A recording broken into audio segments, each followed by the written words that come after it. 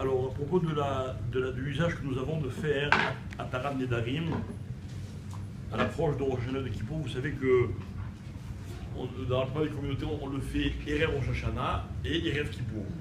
Maintenant, il y a d'autres communautés où on le fait même Erev Rosh Chodesh Elul. Il y en a d'autres où on le fait le 19 Av, pour le faire 40 jours avant Rosh Hashanah. On reviendra sur ces minhagim-là un peu plus tard. Mais tout d'abord, ce qui est intéressant, c'est de comprendre de quelle façon est-ce que les choses doivent se faire et quelles sont les modalités techniques pour que cette Ataran Nedarim puisse être faite. Alors, premièrement, ce qu'on fait dans les synagogues, donc le minhag le plus répandu, c'est qu'on fait Ataran Nedarim. Donc, ça veut dire quoi? On demande à annuler les vœux ou les engagements qu'on aurait pu prendre. Il s'agit de vœux, de Nedarim, qui sont klalim. C'est quoi klalim? C'est comme ça. On vient, on dit, au cas où on a fait un Neder, au cas où on a pris un engagement, alors on voudrait s'en détacher. D'accord? Il faut savoir que dans le cas où quelqu'un a pris un engagement spécifique, ok, donc il a en tête, il sait ce que c'est, et il ne peut pas, ou il ne veut pas tenir cet engagement, alors à ce moment-là, les halachot de Ataran Nedarim, elles sont beaucoup plus compliquées. J'explique ce que je veux dire. Dans une Ataran Nedarim classique, donc c'est-à-dire que je viens et je dis voilà, je voudrais me délier de tel Neder, il y a énormément de conditions à remplir. Quand on fait une Ataran Nedarim cladite, ça veut dire au cas où nous avons fait, et d'ailleurs on le fait tous ensemble, alors on est béquille sur beaucoup de choses. D'accord? On va donner un certain nombre d'exemples. Premièrement, donc techniquement, on doit lire tout un moussar. Bon, mais ça en général on l'a dans les livres. Mais par exemple, vous savez que chez les Sfaradis, on a l'habitude de s'asseoir à 3 ou à 10, d'accord, selon les usages. Et ce pseudo Beddin, il fait Ataran Nedarim à tous les gens qui sont face à eux. D'après d'autres poskim, notamment le Rama, donc les Ashkenazim, ils sont Makpizim, pas tous, mais il y en a beaucoup qui le font comme ça, qu'un Beddin, il peut être matir les Nedarim, donc il peut délier les vœux, que d'une seule personne. Pourquoi? Parce que moi j'ai pris les engagements, vous avez pris les vôtres, lui il a pris les siens, d'accord, on fait ça en vrac. Il n'y a pas gros demi-gros détails dans la Ataran Nedarim. Voilà comment le Rama il possède. D'accord? Donc déjà, on voit qu'il y a un certain nombre de différences. Mais nous, ce qu'on fait, nous, c'est une koula. C'est quoi, c'est une koula? C'est qu'étant donné qu'on ne vient pas demander l'annulation d'un vœu spécifique, alors on se permet de faire ça un peu comme ça, en vrac. Et si déjà on fait pour tous les Nedarim qu'on aurait pu faire, alors à ce moment-là, on fait tous ensemble tous les Nedarim qu'on aurait pu faire avec un seul bêtis. Ok? Ça, c'est une première chose. Il est certain que si quelqu'un il veut faire Ataran Nedarim sur quelque chose de précis, ok, alors il doit le faire seul face à un bêtis. Alors on va essayer d'imaginer un exemple de Neder précis. Ok. Alors voilà, moi je me rappelle, on avait vécu une fois cette situation. Il y avait un monsieur qui s'était pas rasé la barbe, il avait décidé de laisser pousser sa barbe depuis des années. Et un beau jour, il décide de raser sa barbe. Alors pas parce que tout d'un coup il a décidé de vouloir être beau gosse, d'accord, mais je m'en rappelle, en se rasant ou en se coiffant, bon, je ne sais pas ce qu'il a fait, il a fait une gaffe et il a fait un trou énorme dans sa barbe. D'accord, je ne sais plus pourquoi il a voulu se la tailler ou je ne sais pas quoi, ok. Du coup il avait un trou et il voulait pas rester avec ce trou. D'accord, donc la seule solution, c'était de continuer à se raser. Maintenant, quelqu'un, pendant des années, il a eu le minhag de ne pas se raser la barbe. C'est pas quelque chose de stable, genre je la laisse pousser. C'est une démarche. C'est-à-dire à partir de maintenant, je vais laisser pousser ma barbe. Donc il fallait qu'il fasse un Ataran Nedarim. D'accord? Donc, il avait pris 3 rabbanim, peu importe on va voir qui on doit prendre, et il leur avait dit voilà, je voudrais que vous soyez matir, que vous m'autorisiez à me délier de cet engagement que j'ai pris de laisser pousser ma barbe, et il avait fait Ataran Nedarim.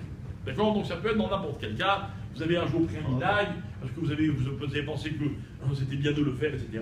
Au bout d'un certain temps, vous vous rendez compte que vous ne pouvez pas le faire parce que c'est trop compliqué, vous n'arrivez pas à tenir, ou bien, par exemple, vous apprenez une autre halakha. Okay. Donc, si on veut changer un minag, on est obligé de passer par ce stade de Atara Nedarim. Ok. Derrière Hagab, je saute un peu du coq à l'âne. Les Khamim, ils vont faire un distinguo entre ce qu'on appelle Shvoua et ce qu'on appelle Neder. D'accord? Shvoua et Neder. Grosso modo, ça veut dire quoi? Neder, c'est un engagement. Shvoua, c'est un serment. Ok? Alors, on va faire un petit sondage classique. Des engagements, il vous arrive d'en prendre? Ouais, on en prend tous sans arrêt. Bon, demain, rendez-vous à 9h. Hein. C'est un Neder. C'est un engagement. Tu comptes sur moi, je serai là. D'accord? Imaginez, on a un vendeur international dans une synagogue, hein, il fait des ventes, etc. 100, 150, 200, 500, 1000, c'est un Neder. D'accord? D'ailleurs, on va voir plus tard si d'après la halakha, celui qui dit 500 et quelqu'un est surenchéri à 600, est-ce que quand il a dit 500, c'était un Neder? D'accord? Nous, ici, on a un peu marmire, celui qui dit, il doit. Ok. Maintenant, mais alors, c'est une question, c'est intéressant. D'accord? Donc, ça s'appelle un Neder. C'est quoi je vois? Alors, est-ce que ici, il est arrivé un jour à quelqu'un de jurer de faire quelque chose? Hein? Alors, prenons un exemple. Dans une ketouba, selon le Moussar, par exemple de Yerushalayim, okay, qui est un Moussar qui est très répandu, pas que à Jérusalem, on dit, les gars, chez moi, les gars, Nishba, chez moi, Khamora, Bitkiat Kaf. On dit, on est Nishba. Bon, ok. En général, un mari, il est Nishba, il jure à sa femme. Je ne sais pas très bien ce qu'il jure d'ailleurs le Khatam, mais c'est pas grave. Ok. Et ok, bon, il essaie de donner ses engagements. D'accord? Maintenant, j'ai une question. Si quelqu'un dit, sur ma tête, sur la tête de mes enfants, est-ce que ça s'appelle les Shouba ou pas? Alors écoutez bien, il y a des possibles qui disent comme ça. Qui disent, normalement, je vois, serment, c'est un moussar, c'est une formulation qui est très précise. D'accord? Donc ça veut dire comme ça, que si je vois, c'est de dire, je jure, en levant la main, en mettant la main sur un Sefer Torah, à ma vie ou ce que vous voulez. Ok, donc celui qui a dit Stam, je te jure, il n'a rien dit. Ok? De l'autre côté, il y a beaucoup de musulmans qui disent comme ça. Ils disent le contraire. Étant donné que les gens ils disent je te jure pour n'importe quoi, ok? Donc, il faut être mahmir pour apprendre aux gens de ne pas dire n'importe quoi. Quelqu'un qui dit je jure, c'est pas un mot anodin de dire je jure. Alors même si ça ne remplit pas toutes les conditions spécifiques à la formulation d'une voix, mais on doit faire attention de ne pas dire je te jure pour rien. Donc il y a beaucoup de poskim qui disent, même quelqu'un qui dit je te jure comme ça, eh bien il doit faire Atara Nedarim. Et voilà pourquoi il y a une différence entre je vois et Neder. Neder, c'est facile, il n'y a quasiment pas de conditions spécifiques. Quelqu'un dit à Neder, je te donnerai ceci, à ton moment-là, je vais venir, je t'apporterai, je vais t'offrir. C'est un Neder. D'accord? Quelqu'un qui dit je vois, normalement c'est plus compliqué. Donc il y a un de ça de dire, ou bien non, seulement s'il a dit la formulation spécifique, ou un autre ça veut dire non, au contraire. Étant donné que les gens, ils sont Bezalzelim, ça veut dire qu'ils négligent un peu cette formulation de dire je te jure, alors on est marmir et pour les obliger à faire attention, on les oblige à faire Atara Nedarim. D'accord? Un autre halakha, rapidement qu'on va voir, est-ce qu'on peut nommer quelqu'un Shaliar pour faire Atara Nedarim? Alors on va essayer d'expliquer ce que ça veut dire. El Shaliar, ça veut dire quoi? C'est quelqu'un dit à son copain, tu vas à la synagogue demain, je t'en prie, tu peux pas rassembler 3 personnes, tu leur demandes de me faire Atara pour tel ou tel Neder. Alors d'un côté, c'est pas quelque chose qu'on peut faire par procuration, a priori. D'accord? D'un autre côté, quand moi, je m'adresse à un Bedin, et je leur dis, faites-moi un Atara Nedarim, ben, du coup, eux, ils sont chaliards. Donc, au contraire, ça marche que à des chaliards. D'accord? Alors, en fait, voilà comment ça fonctionne. Un homme, lui seul, il ne peut pas dire je suis matière mon éder. Il ne peut pas s'annuler son éder. Donc, quand il dit à un Bedin, annule-moi mon éder, ce Bedin, il n'est pas chaliard. C'est comme ça la procédure de Atara Nedarim. D'accord? Mais puisque c'est comme ça la procédure de Ataran Nedarim, donc il s'avère que quoi? Que je ne peux pas dire à quelqu'un, tiens, va dire au Dayanim de être matir mon éder. C'est moi, en personne, qui dois dire au Dayanim, voilà, je voudrais que vous soyez matirim mon éder. Et ça ne peut pas se faire à l'idée chaliar. Le seul chaliar qui peut fonctionner, écoutez bien, c'est si j'ai devant moi un beddin de 3 personnes qui parlent que l'hébreu. Moi, je ne parle pas l'hébreu. Alors je peux dire à quelqu'un, tu peux leur dire que je voudrais m'attirer tel ou tel néder. Mais à condition que je sois devant. Si je suis devant, ça fonctionne. Si je ne suis pas devant, on retourne dans la procuration, le chaliar, et ça ne marche pas. D'accord? Quelle est la seule personne qui peut être chaliar d'une autre personne?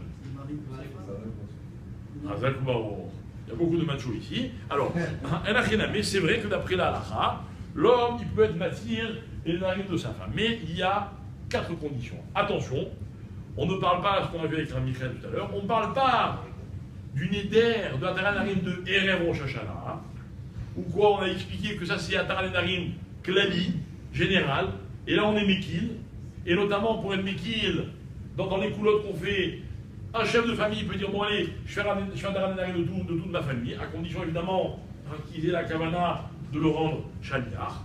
Mais on parle d'une femme qui bébête, elle voudrait changer un neder. Imaginez une femme, elle a fait une khumra toute sa vie, et un jour, elle veut enlever cette khumra. Je vais vous donner un petit exemple qu'un jour j'ai vécu, intéressant. J'ai connu une jeune fille qui avait fait teshuva. D'accord? Elle avait fait teshuva chez un rav ashkénaze. Et donc elle avait suivi les usages de la communauté de son rav, et elle priait selon le Moussach ashkénaze. Maintenant, cette jeune fille, elle était d'origine tunisienne. D'accord? C'est-à-dire, on ne peut pas plus farad, vous voyez? Alors, un jour, elle a connu un autre rave, elle est allée voir ce rave. Je ne sais pas si c'est des Tunisiens ou pas le rave, peu importe. Ok?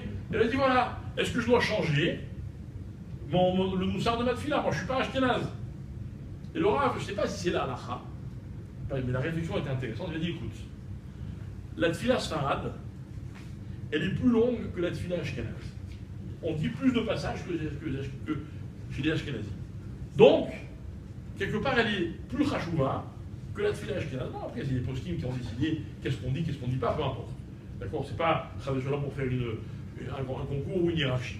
Ok? Mais il a dit comme ça.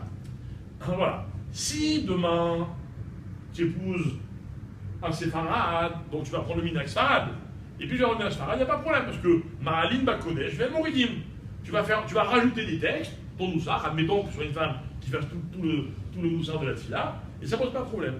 Il dit, mais non, si toi, tu pries ashkénaze, tout d'un coup, tu décides de prier sarab, et tu épouses un ashkénaze, d'accord, tu vas devoir enlever ta tefila. On ne fait pas une chose pareille. Maintenant, il faut savoir une chose, c'est que ce cas-là, pourquoi je dis, je ne suis pas sûr que ce soit la halakha? Parce que la halakha, elle veut que quand une femme, elle épouse un homme, donc elle adopte les minagim de son mari, elle n'a pas besoin d'Ataran Nedarim. Elle n'a pas besoin. Imaginez, par exemple, une Marocaine, une jeune fille marocaine qui fait teshuva, qui épouse un Tunisien. D'accord? Arrive à Pessah, son mari dit chez nous, on mange le riz. C'est que pour les Tunisiens, beaucoup croient que c'est une mitzvah, c'est une midéorita de manger du riz à Pessah. D'accord? Alors il dit, il faut manger du riz. Alors elle avait le minag de ne pas manger. D'accord? Et contrairement à ce que pensent beaucoup de Tunisiens, c'est pas une khumra de manger du riz. Okay? Donc elle, c'est pas qu'elle ajoute, au contraire, elle se permet quelque chose. Pas besoin de faire Ataran Nedarim. Pourquoi? Parce que c'est ça la halakha, qu'une femme, à partir du moment où elle se marie, elle prend les minagim de son mari. D'accord? Très bien. Maintenant, concernant un éder, une femme elle a pris sur elle un éder. Elle a fait une khumra. On voit souvent ça par exemple dans une crotte chala ou dans une crotte nida ou quoi. Une femme elle a voulu faire une khumra et ça, au bout d'un moment, elle veut descendre de sa khumra. Je donne encore un exemple type. Une femme qui fait une khumra dans nida et elle n'arrive pas à avoir d'enfant. D'accord? Et il s'avère que cette khumra fait que, à cause des dates qui lui permettent de tomber enceinte, elle se retrouve dans une position un peu compliquée. Alors beaucoup de rabbinim vont lui dire, écoute, enlève cette khumra, et peut-être que plus tard tu pourras la refaire. Donc cette femme-là, qu'est-ce qu'elle fait? Entre guillemets, elle fait une régression, puisqu'elle enlève une khumra qu'elle a pris sur elle. Donc elle doit faire un taraneda. D'accord? Donc voilà le cas précis. Est-ce qu'elle peut dire à son mari, tiens, va chez le Bedin et demande-leur de faire un taraneda? Normalement, on a dit que quoi? Qu'on ne peut pas faire un taraneda par un chaliar. Une femme, elle peut faire par un chaliar. Il y a 4 conditions, et là-dessus on va terminer. Première condition, c'est qu'elle lui demande, d'accord? C'est pas le mari qui dit, tiens, je vais prendre l'initiative de lui faire un paramédarim. Donc c'est son darat à elle, c'est elle qui décide de vouloir enlever ce neder. Deuxièmement, qu'elle lui dise avec précision qu'est-ce qu'elle veut enlever comme neder. Elle dit, voilà, je faisais telle et telle chose, j'ai pris tel engagement, et dorénavant je veux lever cet engagement. Troisièmement, il faut qu'elle explique pourquoi. D'accord? C'est pas genre dans l'avion on fait un neder, puis demain tiens je regrette, je veux plus. Non, il faut un pétasse dans un neder. Voilà, j'avais pris ça dans tel et tel état d'esprit, mais voilà les conditions d'aujourd'hui, donc je demande à ce qu'on m'enlève mon neder. Donc il faut qu'elle le précise à son mari, ok? Et la quatrième, bon, elle est un peu plus technique. Il faut aller voir un beddin qui est déjà yosher. On n'est pas mazmin un beddin pour une shlichut qu'on fait aller pour une ataram qu'on fait aller des chaliars. On va laisser cet aspect cette condition de côté, parce qu'on rentre dans des aspects qui sont beaucoup plus techniques et beaucoup plus complexes. En tout cas, on voit que c'est un cas où vraiment c'est une exception à la règle. Donc, encore une fois, de façon générale, on ne peut pas faire un taramédarim avec un chaliar, en tout cas pour un éder qui est spécifique. Et il arrive, je sais qu'il y a des gens, par exemple, dans des situations compliquées, de problèmes de santé, etc., ou d'hospitalisation ou quoi, ils veulent faire un taramédarim pour certaines choses. Okay. Alors c'est une mitzvah d'aller à eux, de leur donner cette possibilité de faire un taramédarim, plutôt que de dire demande à quelqu'un qui fasse pour toi un taramédarim.